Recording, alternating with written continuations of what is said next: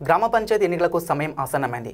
August 1వ తారీఖు నుండి గ్రామ సర్పంచ్ల పదవీకాలం ముగియనుండడంతో ఈ సందర్భంగా గ్రామ సర్పంచ్లను ప్రత్యేక అధికారులుగా నియమించడానికి ఎలాంటి నిబంధనలను ఒప్పుకోవని, ఇది చట్ట ప్రకారం అసాధ్యమని సిఎస్ఎస్కే జ్యోతి నాయకత్వంలో సీనియర్ అధికారులు ప్రభుత్వానికి స్పష్టం చేశారు.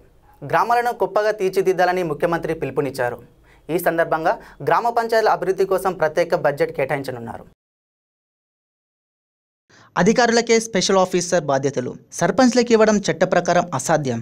ఆగస్టు 1వ తేదీ నుండి సర్పంచ్ల పదవీకాలం ముగియనుంది. సర్పంచ్ల స్థానంలో అధికారులను స్పెషల్ ఆఫీసర్గా నియమించడం తప్ప మరో మార్గం లేదు. సర్పంచ్లను ప్రత్యేక అధికారిగా నియమించడానికి నిబంధనలను ఒప్పుకోవు.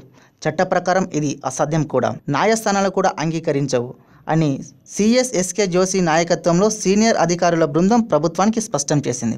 ఆగస్టు 1వ తేదీ నుండి సర్పంచ్ల పదవీకాలం ముగియనున్న నేపథ్యంలో ముఖ్యమంత్రి కేసీఆర్ ప్రగతి భవన్లో సమీక్ష నిర్వహించారు.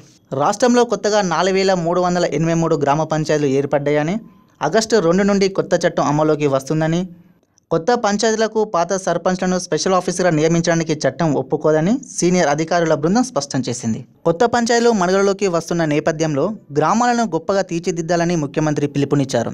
ప్రతి గ్రామానికి ఒక కార్యదర్శి ఖచ్చితంగా ఉండేలా నియామకాలు చేస్తున్నట్లు వెల్లడించారు. పంచాయతీలను ఆర్థికంగా ఆదుకునేందుకు ప్రత్యేక బడ్జెట్ కేటాయించనున్నట్లు తెలిపారు.